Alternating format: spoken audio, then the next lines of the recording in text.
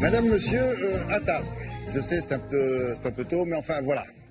C'est parti pour un voyage gustatif, vous allez comprendre, aux quatre coins du monde. Quoique je me demande si le mot gustatif est bien choisi, car aujourd'hui nous allons vous proposer de regarder de plus près la gastronomie de nos voisins, proches ou lointains d'ailleurs, en insistant sur les plats qui nous sont totalement étrangers, mais dont on raffole dans les pays que voici. La Côte d'Ivoire, avec Marc de Chalvron qui est sur place.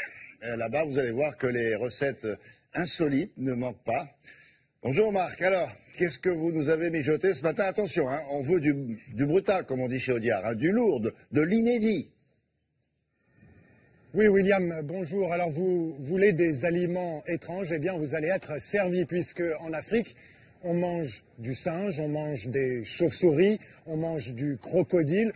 Ce sont des aliments qui vous paraissent exotiques, mais vu d'ici, c'est totalement normal. On appelle ça de la viande de brousse. Alors, on n'en consomme pas partout en Afrique. Par exemple, ici, au Sénégal, c'est très peu répandu, mais dans le golfe de Guinée ou en Afrique centrale, par exemple, on en consomme énormément. On a choisi d'aller en Côte d'Ivoire avec un animal en particulier, l'agouti. Vous allez voir, c'est un des plats préférés des Ivoiriens. C'est un reportage qui va vous mettre en appétit, signé Antoine Hussert et Sylvain Barral. C'est un animal qu'il faut aller chercher au beau milieu de la brousse, à l'aide des meilleurs pisteurs. Un plat qui se mérite. Il ne faut pas avoir peur d'arpenter la savane sous une chaleur accablante. Ce matin-là, une petite troupe s'y aventure d'un pas décidé. Il faut encore affûter les arcs. On peut avoir la chance de tuer nous-mêmes. Si le chien le fait sortir, qu'il court, qu'on le voit, on peut juste l'ensommer avec notre bois ou bien notre machette. Là, ça va maintenant. Voilà.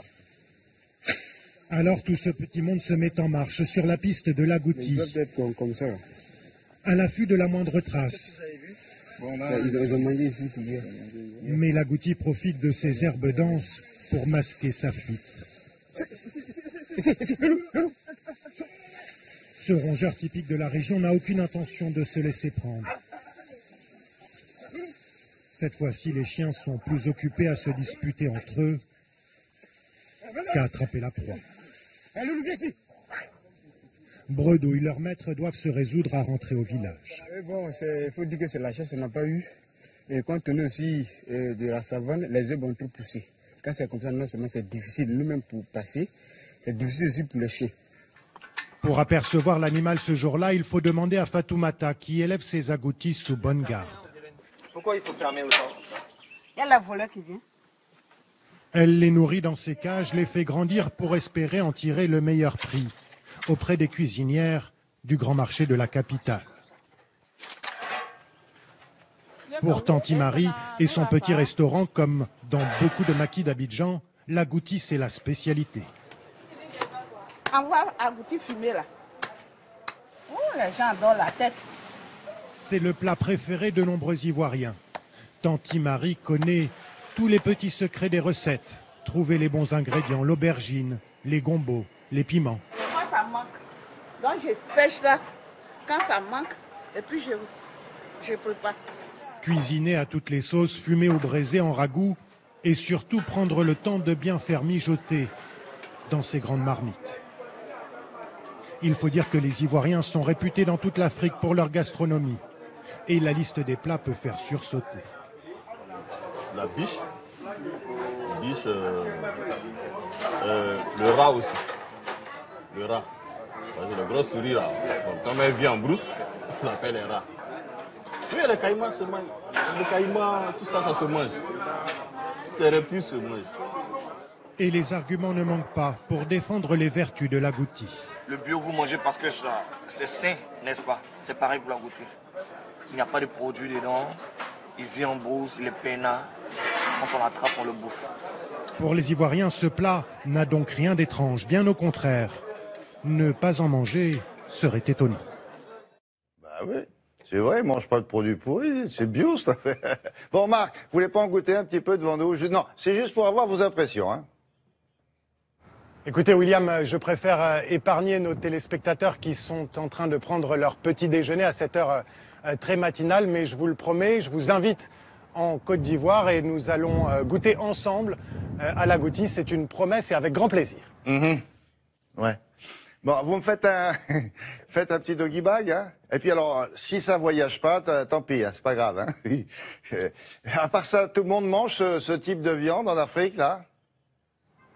Écoutez, dans les pays concernés, tout le monde mange de la viande de brousse, mais on le consomme différemment. Par exemple, quand on est dans la brousse, justement, on le mange comme le fruit de la chasse, alors que quand on est en ville, c'est un plat qui est recherché et qui coûte cher. La viande de brousse coûte beaucoup plus cher que la viande d'élevage, tout simplement parce que c'est beaucoup plus rare. On adore la viande de brousse ici, à tel point que pendant l'épidémie d'Ebola, eh bien, les autorités ont eu beaucoup de mal à empêcher les gens d'en consommer, alors qu'on suspectait la viande de brousse d'être un vecteur de transmission du virus.